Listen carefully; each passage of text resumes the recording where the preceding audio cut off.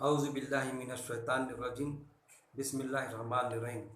आज से हमने एक और सिलसिला शुरू किया है कि हदीस से टकराने वाली आयत पर गौर व तदब्बुर करना। ऐसी आयत जिससे हदीस टकरा जाती है, तो ऐसी सूरत में हमारा ईमान हदीस पर होना चाहिए या पुरानी आयत पर, या बस हम खामोश बैठ जाए, कंफ्यूज होकर रह जाए। वो आयतों पर हम गौर व तदब्बुर करेंगे, बावजूद उसके कि ऐसी हदीस हमारी ईमान का जुज़ बनी हुई है और हम कुरान की आयत को नज़रअंदाज करते हैं। क्यों कि बड़े बड़े जय्यद आलिम उससे मुत्तफिक है, सही हदीस है, बुखारी की हदीस है, मुस्लिम की हदीस है।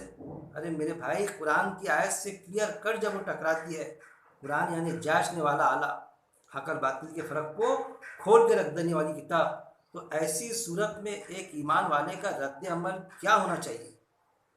क्या उसने ये नहीं सोचना चाहिए, कुरान की उस आयत पर उसने गौर नहीं करना चाहिए कि इन्होंने अपने आलिमों और दरवेश और मशाइखों को अल्लाह के सिवा अपना रब बना लिया है? कि जैसा उन्होंने बता के गए या जैसा हमको बताया, और साफ अंदाज में हमको जांचने वाले आले से, कुरान से वो हदीस टकराती नज़र आती है और वो हमारे अकायद का जूज़ बनी। ऐसी जो हदीसें हैं जो आयत से टकराती है, तो उस आयतों को लेते जाएंगे।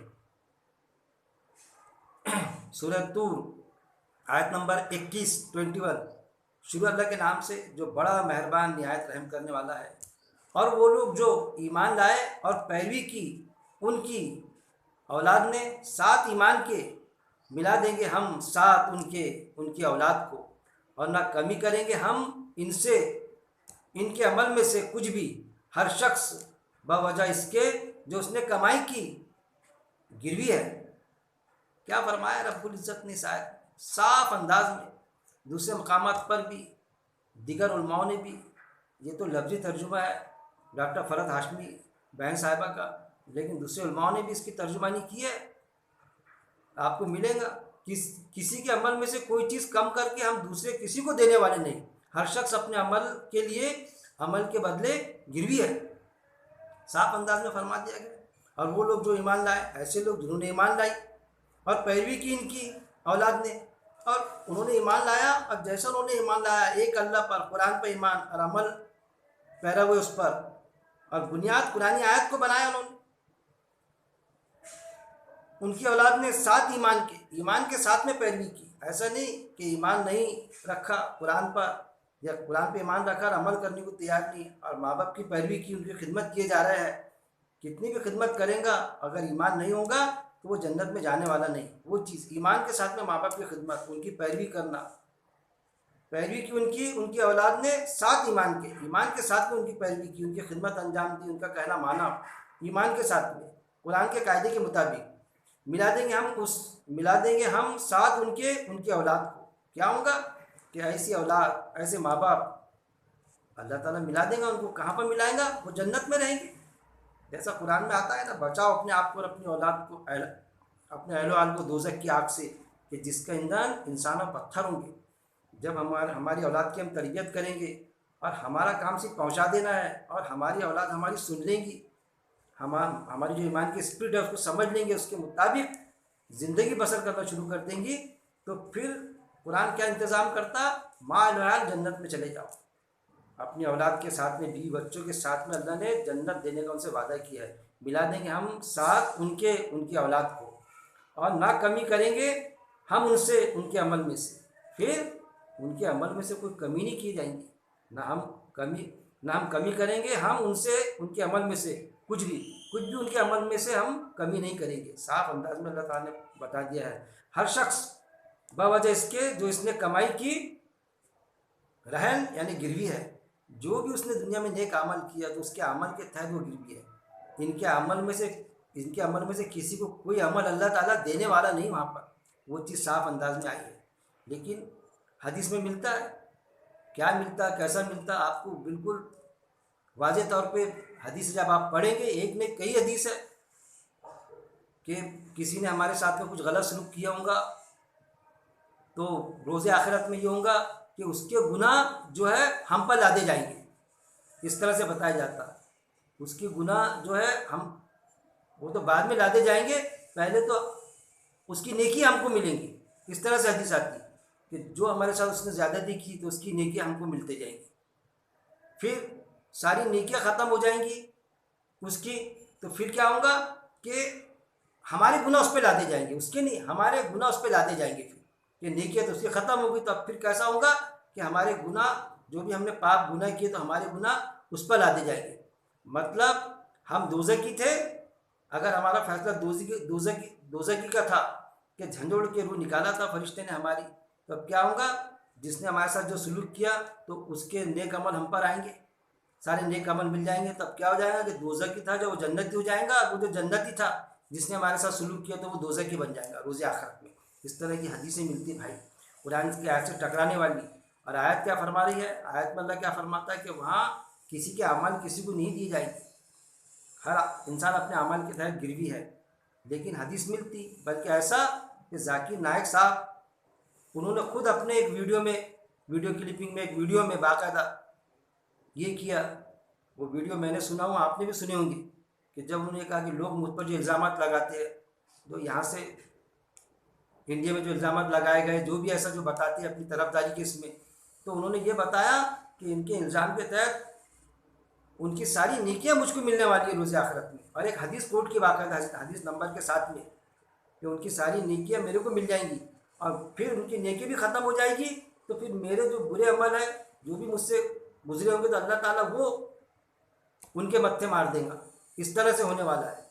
ये कुरान से टकराने वाली हदीस ऐसे ऐसे आलिम जिनको हज़ारों लाखों करोड़ों लोग सुनते हैं वो बयान करते, कुरान की बात से टकराती भाई बात ये, तो उस पर भी हमें गौर तदब्बुर करना चाहिए कि एक मामूली इंसान, एक मामूली पंक्चर बनाने वाला हमाल, एक मामूली इंसान अगर कुरान की आयत पेश करता है उसकी बात वज़नी रहेगी। हम ये नहीं देखेंगे कि इसको कितने लोग सुन रहे हैं, बात ये देखेंगे कि आयत में ऐसा है या नहीं। तो आयत में ये चीज़ मेंशन है जो मैं आपको बयान कर रहा हूँ। फिर अगर हम गौर करें, चंद आयतें और लेंगे हम, सूरह इब्राहिम आयत नंबर 31 पर आप गौर करें, आपने पढ़ लेना तो पता चलेगा। जिस दिन अमल की सौदागरी ना होगी और दोस्ती भी कुछ काम ना देंगी। क्या फरमाया अल्लाह रब्बुल इज़्ज़त ने इस आयत में कि वो ऐसा दिन होगा रोज़े आखिरत का कि अमल की सौदागरी ना होगी, तिजारत नहीं होगी, कि इसके अमल उसके सर थोप दिए जाएंगे, इसके अमल उसके सर, और दोस्ती भी कुछ काम ना देगी, और दोस्ती भी कुछ काम नहीं देगी। लेकिन हमको मिलता हदीस में ये चीज़ भी मिलती, क्या चीज़ मिलती कि एक शख्स के पास जन्नत में जाने के लिए सिर्फ एक नेकी होना था, अपने माँ के पास, भाई के पास, रिश्तेदारों के पास, बाप के पास गया, बहन के पास गया, किसी ने नहीं दिया। लेकिन दोस्ती का हक बताया जाता उसमें हदीस में कि देखो दोस्त कितना प्यारा होता।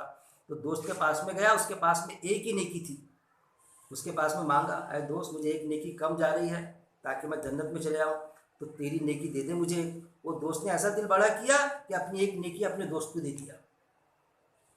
जैसे एक नेकी दिया तो जैसा इलेक्शन में होता ना, एक वोट मिला, एक वोट से चुनकर आ गया, तो उसका दोस्त जो दोज़खी था उसको अल्लाह ताला ने जन्नत दे दिया। फिर उसकी एक, उसने क्यों दिया कि भाई मेरे पास एक ही तो नेकी थी, वैसा भी तो मैं दोज़ख में हूँ, चल ले मेरी नेकी ले ले मेरे दोस्त, ऐसा दिल बड़ा करके दे दिया। तो अल्लाह को उस दोस्त की अदा ऐसी भाग गई कि जो एक नेकी थी, सिर्फ एक ही नेकी थी, सारे बदकाम थे, जिसने दिया था अपने दोस्त को, तो वो तो जन्नत में गए ही, चुनकर आ गया, एक वोट से जन्नती बन गया। इसकी अदा ऐसी भाग गई, ऐसी लुहा गई अल्लाह को कि जो दोज़खी था उसका दोस्त, जिसको एक ही नेकी थी जिसके पास में, अल्लाह ताला को वो अमल वहाँ उसको पसंद आ गया, अल्लाह के पास में उसका वो अमल अल्लाह रब्बुल इज़्ज़त को, तो उसने दोज़खी जो दोस्त था उसको भी जन्नत में डाल दिया। वो भी एक वोट से आ गया, ये जिसको एक ही वोट था, एक ही नेकी थी, वो भी जन्नत में चले गया। जबकि आयत गवाह है, हदीसें भी मिलती कि वहाँ एक सुभान अल्लाह भी नहीं बोल नहीं सकेंगे, वहाँ का कोई अमल, कोई नेकी नहीं कर सकेगा कोई वहाँ पर। लेकिन अगर तसव्वुर भी करें हम कि कोई नेकी भी करना चाहे तो उसको कोई बदला मिलने वाला नहीं रोज़े आखिरत में। ये चीज़, ये है आयतों से टकराने वाली दोस्ती का वाक़या हदीस में। ये इसके अमल उसके सर के अमल की तिजारत होंगी, उस चीज़ों से अल्लाह ने कुरान की आयतों के ज़रिए से मना फरमाया है। लेकिन क्या है कि ये हमारे अकायद का जुज़ बनी हुई है। ऐसी शख्सियत जिसको लाखों करोड़ों लोग सुनते हैं, वो इस एक बड़े प्लेटफॉर्म से उस हदीस का सहारा लेके अपने अमाल, लोगों की नेकियां खुद के खाते में डालने को तैयार है। जाकिर नायक साहब और अपनी जो बदिया है उनकी, वो लोगों के खाते में डालने के लिए तैयार है। ऐसा उनका अकीदा बना हुआ है क्या है, इस्लाम में तनकीद की इजाज़त है मेरे भाई। किसी एक मखसूस शख्स पर कोई निशाना बनाना ये मेरा मकसद नहीं है।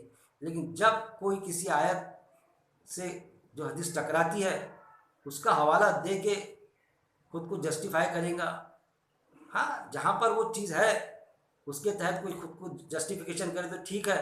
लेकिन गलत बात का, गलत हदीस का सहारा लेके जो कुरान से टकराने वाली हदीस है, इस तरह का कोई अंदाज में कोई बात पेश करे तो हमको अल्लाह ने तनकीद की इजाज़त दिया। मोमिन ताना नहीं देता, लेकिन तनकीद की इजाज़त है। गोया कि ऐसे उलमाओं ने, ऐसे लोगों ने अपनी इस्लाह करना चाहिए।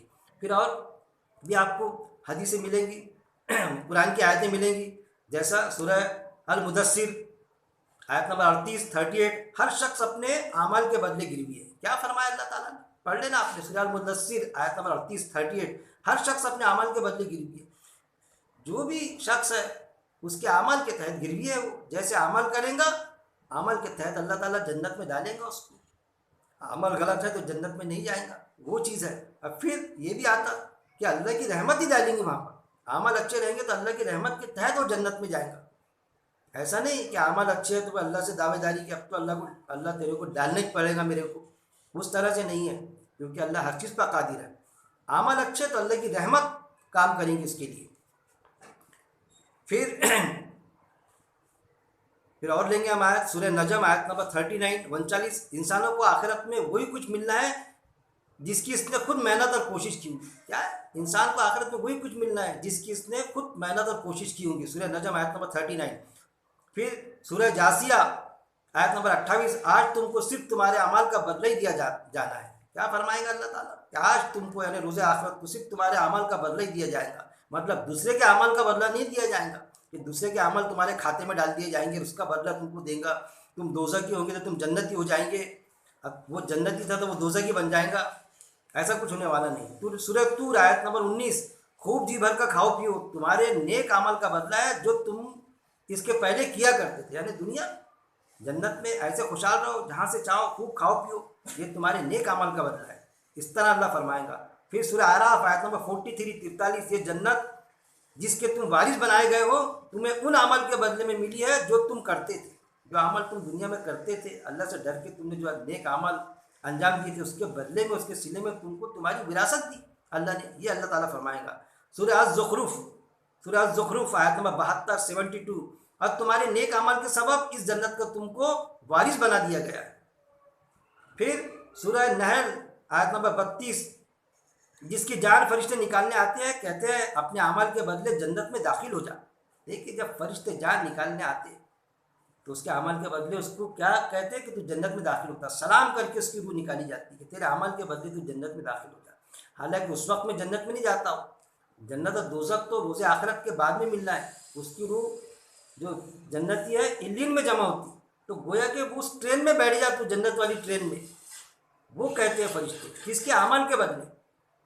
तो क्या पता चलता हमको, पुरानी आयत का मगर मुताला करे, गौर व तदब्बुर किए तो हमको पता चलेगा सारी आयत इस बात का सबूत देती, ये बात साबित करती कि रोज़े आखिरत में आमाल की तिजारत नहीं होंगी। हर इंसान अपने अमल के तहत जन्नत में जाएगा और दोज़ख में जाएगा। गलत अमल रहेंगे तो दोज़ख में जाएगा और सही अमल रहेंगे तो जन्नत में जाएगा। वही जैसा दुनिया में होता है ना, जो एग्जामिनेशन में जो पेपर हम हल करते हैं, सॉल्व करते हैं, उसका ही वैल्यूएशन होता। वहाँ पेपर बदला नहीं जाता कि पेपर दूसरा, या वहाँ पर करेक्शन करने का, किसी को जवाब में कुछ करेक्शन करने का मौका मिल जाता, ऐसा नहीं। फितरी दिन वही पेपर जो तुमने दुनिया में किया है उसका ही वैल्यूएशन वहाँ पर होगा, उसके हिसाब से फैसले होंगे। ऐसा कैसा होगा भाई मेरे, कि फरिश्ता तो झंझोड़ के रूह निकाल रहा है उसको, जब नेक की सलाम करके रूह निकालता, और जो बद होता उसकी रूह कैसी निकालता, पीठों पर मुँह पर मारता, उसके झंझोड़ के रूह निकालता और उसकी रूह कहाँ चली जाती, ज़मीन की तह में, पाताल में, सिज्जीन में। तो ऐसा कैसा कि रोज़े आखिरत में जाएगा जिसकी झंझोड़ की रूह निकाली गई, तो वो हो जाएगा जन्नती और जन्नती हो जाएगा दोज़खी, क्योंकि अमल का आदान प्रदान हो जाएगा वहाँ पर। इसके अमल उसके सर, उसके अमल उसके सर, जैसा जाकिर नायक साहब ने बता दिया। अपने अमल को दूसरे के ऊपर थोपने के लिए, अपने बुराइयों को दूसरे पर थोपने के लिए वहाँ पर, और उसके नेक अमल खुद के खाते में डालने के लिए। तो इस तरह की चीज़ें, इससे हमको बचना चाहिए। और आगे हम इसी तरह की हदीस लेंगे कि जो हमारे अकायद का जुज़ बनी है, बावजूद उसके कि वो हदीस पुरानी आयत से टकराती है, बावजूद उसके कि वो हदीस मुस्तनद है, बावजूद उसके कि वह हदीस बुखारी मुस्लिम की मुस्तनद हदीस है, उस पर हमने गौर तदब्बुर करना चाहिए। क्योंकि जांचने वाला आला कुरान है मेरे भाई। कितने भी कड़ी से अगर चल के कोई हदीस आए और कुरान की आयत से टकराए तो वह हदीस रिजेक्ट होगी, ना कि कुरान की आयत। तो ये जो मैंने आपको अभी हमने गौर किया इस पर पहले पार्ट में, आयत से टकराने वाली हदीस के तहत आप इस पर गौर तदब्बुर करें और अपने ईमान को पुख्ता करें। अल्लाह से दुआ है कि अल्लाह रब्बुल इज़्ज़त हमको कुरान की आयत को पढ़ने, पहले तो कुरान की आयत को पढ़ने, बाद में उसको उस पर गौर तदब्बुर करने, उसको समझने, और समझने के बाद में उस पर अमल करने, और अमल के बाद में उस पर जमे रहने। और कैसा जमे रहने? मौत तक जमे रहने। उन अकायद को हम छोड़ लें कि उस कुरान की आयत से टकराने वाली कोई हदीस भी आती है तो हम उस हदीस को रिजेक्ट करने की हिम्मत और ताकत रखें। कितने भी बड़े जय्यद आलिम के पास से आ जाए वो, लेकिन अगर आयत से टकराती तो हम वो हदीस को रिजेक्ट करेंगे, ना कि आयत को। अल्लाह ताला हमको हिम्मत और ताकत दे। व आखिर दावाना अनिल हम्दुलिल्लाहि रब्बिल आलमीन।